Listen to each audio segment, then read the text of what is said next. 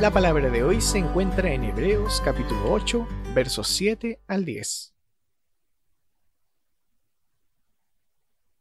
Si el primer pacto hubiera sido perfecto, no habría sido necesario un segundo pacto.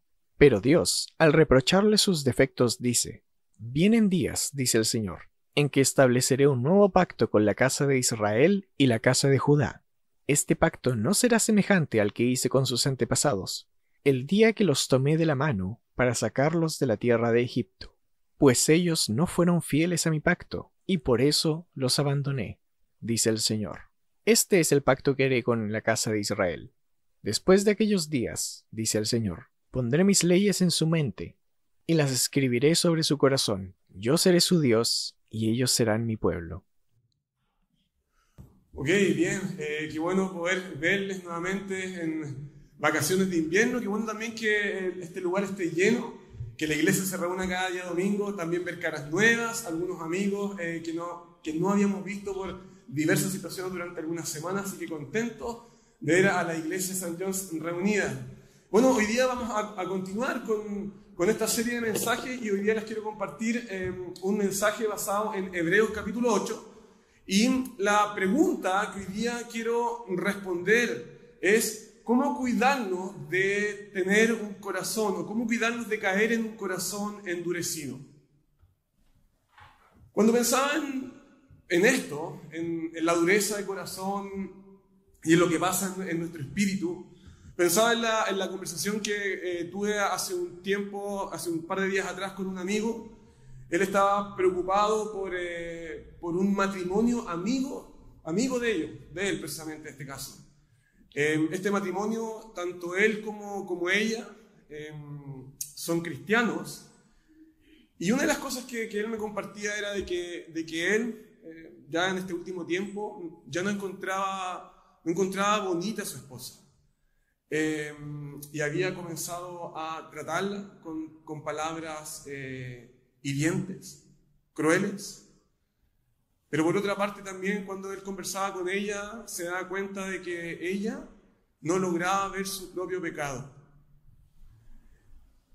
Y creo que este matrimonio cristiano, ellos no lograron ver el momento en el cual su corazón lentamente se iba endureciendo.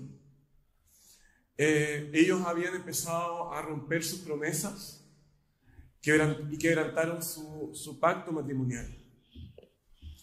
Y el punto, mis queridos amigos y hermanos, es que todos nosotros hemos hecho compromisos en la vida. Todos nosotros y cada uno de nosotros nos hemos comprometido con personas, en la familia, colegas, hijos. Inclusive aquí en la misma iglesia hemos optado y hemos hecho compromisos y pactos. Entonces la pregunta que quiero que vaya estando en nuestra mente es ¿qué es lo que debemos mirar? ¿Qué es lo que debe mirar nuestro corazón para que nuestra alma y nuestro espíritu no se endurezca por el engaño del pecado? ¿Cómo no ser una presa de la infidelidad y de la deslealtad? Y cuando me refiero a infidelidad, no me refiero precisamente a la infidelidad matrimonial, sino que cómo no ser una presa de romper nuestros compromisos con las personas. ¿Dónde está la clave, el poder para poder ser cristianos fieles, leales y comprometidos en el transcurso del tiempo? Y quiero responder a estas preguntas solamente basado en algunos pocos versículos del pasaje que hoy día acabamos de leer, que se encuentra en Hebreos capítulo 8, del versículo 6 hacia adelante. Dice: Jesús es mediador de un mejor pacto, establecido sobre mejores promesas. Si el primer pacto hubiera sido perfecto, no habría sido necesario un segundo pacto. Pero Dios, al reprocharle sus defectos, dice: vienen días, dice el Señor, en que estableceré un nuevo pacto con la casa de Israel y la casa de Judá, ambos grupos que estaban divididos. Ese pacto no será semejante al que hice con sus antepasados el día en que los tomé de la mano para sacarlos de la tierra de Egipto, pues ellos no fueron fieles. pues ellos no fueron fieles o leales a mi pacto, y por eso los abandoné, dice el Señor. Entonces, lo que el autor de Hebreos nos está recordando y diciendo en esta mañana, en varias ocasiones, es que Dios nos ha dado un pacto nuevo o un nuevo pacto, y ese pacto tiene mejores promesas. Y yo no sé si les suena conocido este lenguaje de pacto. Este lenguaje de pacto es tomado del Antiguo Testamento, está usando el lenguaje del Antiguo Pacto. Y significa que, en otras palabras, en que la manera en la cual Dios se relaciona con su pueblo y la manera en la cual Dios se relaciona con los creyentes es una relación de pactos y una relación de promesas. En otras palabras, es Dios quien establece la forma en la cual Él se quiere relacionar con nosotros. Y Él define también la forma en la cual nosotros nos tenemos que relacionar con Él. Y esto va muy en contraposición de lo que dice la cultura y lo que dicen otras religiones. La religión te dice, yo voy a poner los términos para poder relacionarme con Dios. Yo voy a definir el cómo, el cuándo, el lugar y la forma para poder vincularme con Dios. Pero lo que te está diciendo el texto bíblico es que es Dios quien define la manera en la cual Él se quiere relacionar contigo, y Él define los términos en los cuales nosotros nos tenemos que relacionar con Él. Si tú vas, por ejemplo, al Antiguo Testamento, verás que desde el principio hacia adelante vas a ver los pactos de Dios y las promesas de Dios. Por ejemplo, la primera promesa de Dios, comúnmente llamado por algunos teólogos como el protoevangelio, o la primera ocasión donde se nos promete el evangelio, fue cuando Adán y Eva habían desobedecido, habían sido infieles a Dios y fueron engañados por Satanás. ¿Y qué fue lo que le dice Dios o lo que le promete Dios a Adán y Eva? Dios le promete que iba a haber un integrante de la familia de Adán y Eva, alguien que vendría por medio de su linaje, que vencería a Satanás a través del sufrimiento. ¿Quién era ese integrante? Era un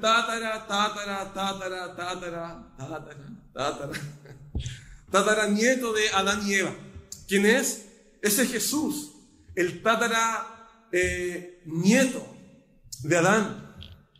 Pero también vemos otro pacto, que fue el pacto que Dios estableció con Noé y con su familia. Ustedes pueden encontrar este segundo pacto en Génesis capítulo 6, versículo 11. Y nos dice que cuando la maldad, cuando la arrogancia, cuando la indiferencia de los seres humanos colmaron a Dios, Dios envió su juicio y su castigo, pero que al mismo tiempo tuvo gracia y misericordia con una familia. Esa familia fue la familia de Noé, sus hijos y sus esposas. Y el pacto entre Dios y Noé fue que Dios nunca más iba a castigar e iba a destruir a los seres humanos y al mundo con un diluvio. Entonces Dios le dio una señal a Noé. Y esa señal fue un arco puesto en el cielo, el arco iris. Entonces cada vez que Noé y cada vez que nosotros vemos este arco en el cielo, nos debemos recordar o acordar que Dios es un Dios justo, que castiga el pecado y la desobediencia, pero que al mismo tiempo es un Dios de gracia, que decide en su infinita bondad salvar a las personas que Él quiere. Y ese arco en el cielo nos recuerda eso, que Dios castiga la maldad, pero que busca salvar personas. Pero hay un tercer pacto en la Biblia, que es el pacto que Dios tuvo con Abraham. Y lo que Dios le dijo a Abraham es que él había querido por su propia voluntad bendecir a las familias de la tierra. Y la manera por la cual Dios iba a bendecir a las familias de la tierra iba a ser por medio de un descendiente de Abraham. Un nieto de Abraham, alguien que iba a venir por medio de su linaje. Y la señal que Dios le dio para ese pacto fue la circuncisión.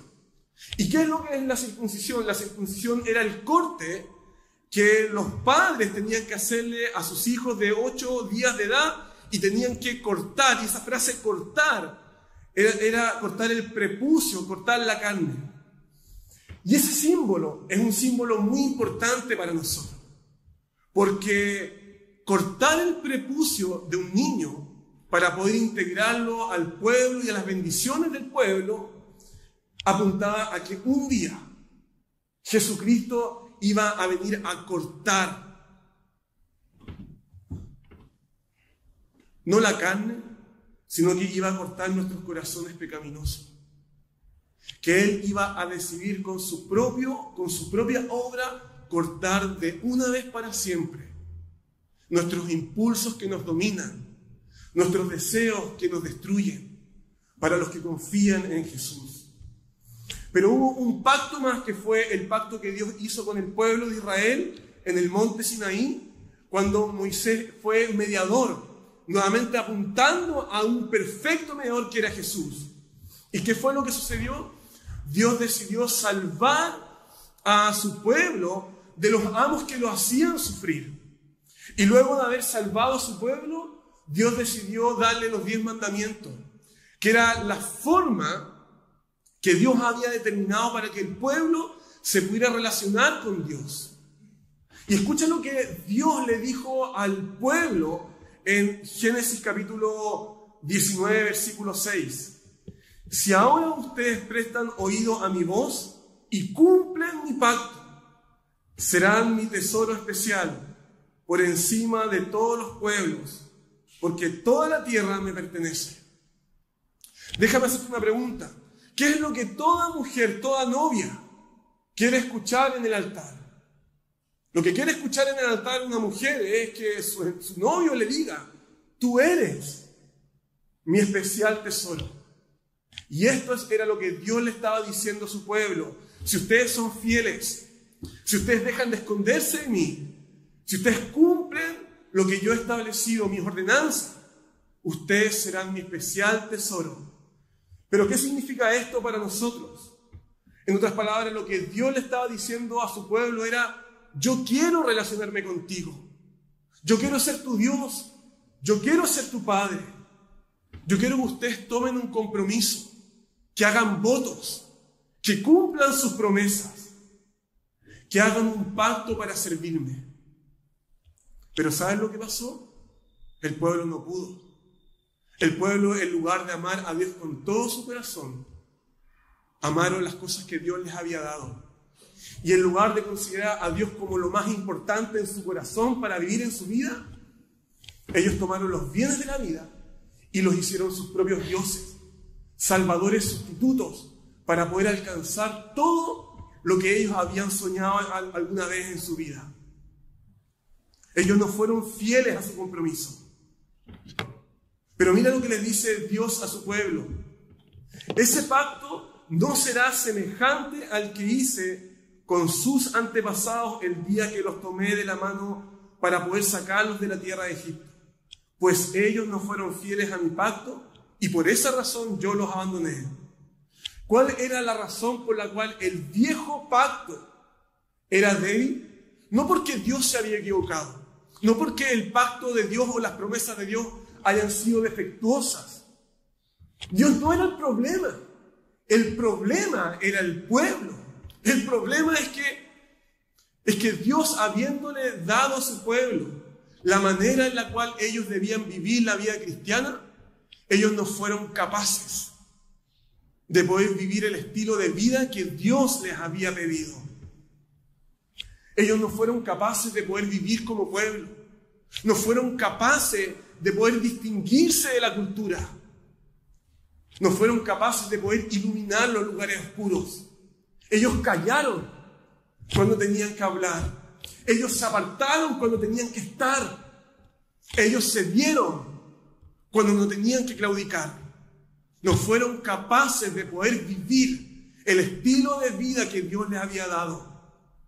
Ellos necesitaban un corazón nuevo, una nueva mente, un nuevo espíritu, un nuevo corazón.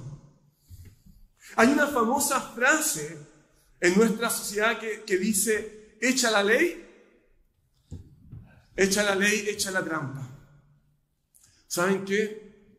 La gente no necesita más reglas. La gente no necesita más reglamentos, más protocolos. La gente piensa que llenando a la iglesia con protocolos, con reglas, con estatutos, la cosa va a cambiar. Y lo que te está diciendo el texto bíblico es que lo que la gente necesita es un nuevo corazón, una nueva mente, un nuevo espíritu. Lo que nuestros hijos, lo que nuestros jefes necesitan es un cambio interior que surja desde adentro hacia afuera. Ellos necesitan un nuevo pacto. Un pacto a tal magnitud que les permita ser fieles a Dios y fieles a los demás.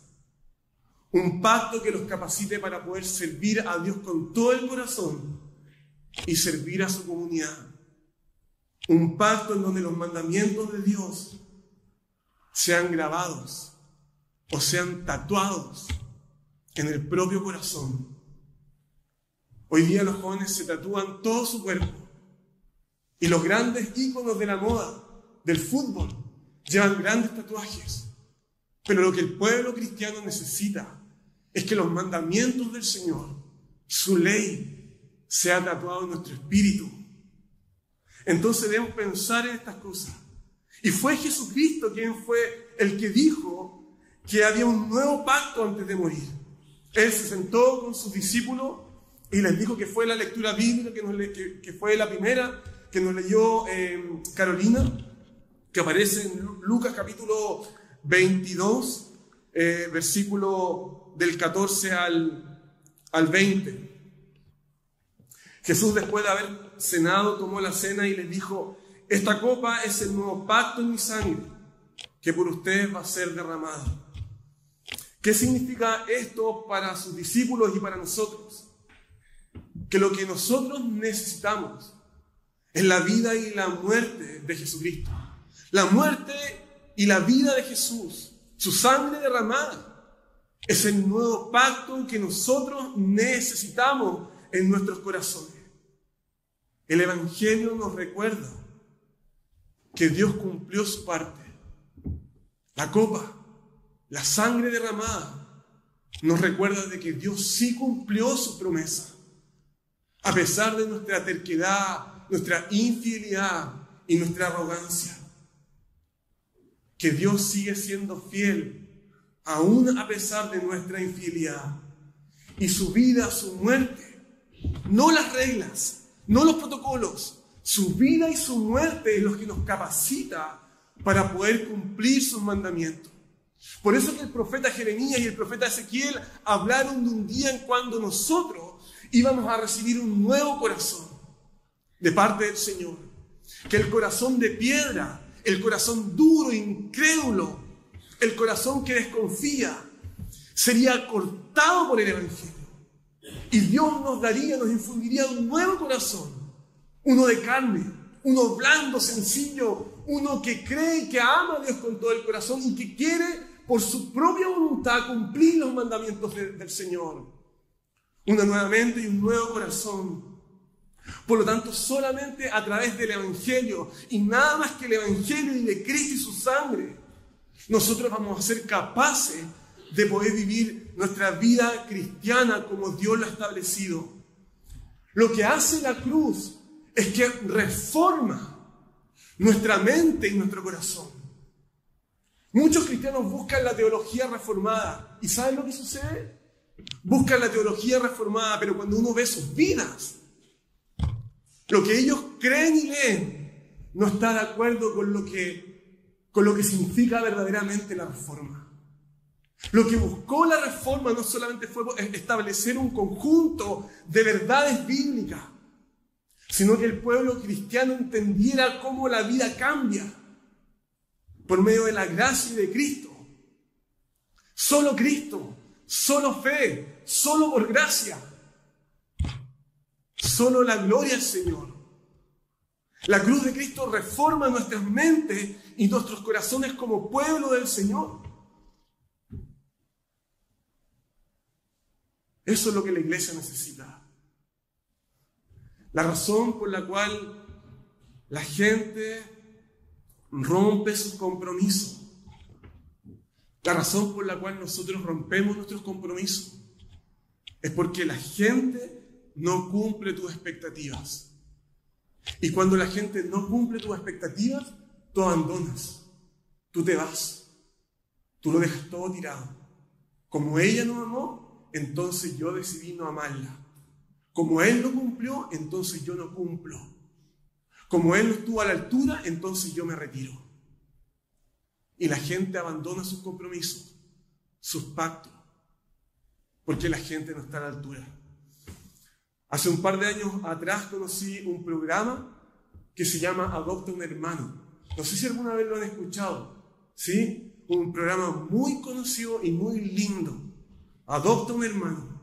Y el programa consistía, no estoy bien si se sigue implementando, era que un joven bien evaluado hacía de hermano mayor de un joven, o de un niño, mejor dicho, de escasos recursos. Entonces, este hermano mayor tenía que apadrinarlo, tenía que adoptarlo como hermano mayor. Entonces, la idea de este hermano mayor es que él lo apoyaba en sus estudios, lo visitaba frecuentemente en la semana, quizás le podía apoyar económicamente, lo acompañaba y también tenía que ser un ejemplo para el hermano menor, para este niño menor. Pero, ¿qué pasaría si este hermano menor o este niño menor no cumple con tus expectativas? Imagina que tú eres ese hermano mayor y te has comprometido con él. Y él te traiciona, o él te abandona, o él no llega. Él no cumple con lo que tú habías pensado y esperado. ¿Lo dejarías? Diría, ¿tú no te lo mereces? ¿Tú no estás cumpliendo? ¿Tú no estás a la altura? Queridos hermanos, muchos de nosotros en la vida hemos actuado así. Hemos roto nuestros compromisos, nuestra palabra. Hemos faltado a nuestras promesas. Hemos fallado a la iglesia y a Dios. Pero tenemos a un mediador. Tenemos a Cristo, el mediador de un mejor pacto. Tenemos a un Salvador que dio su vida y su muerte como testimonio de que Dios cumpliría su pacto. En el Antiguo Testamento Dios dio señales. Un arco en las nubes, el corte de un prepucio. La cruz de Cristo es la mayor señal de la fidelidad del Señor sobre su pueblo. Y si tú logras ver esto, si tú logras ver que Cristo sigue siendo fiel a pesar de tu infidelidad, tú vas a recibir poder para poder ser leales con otras personas.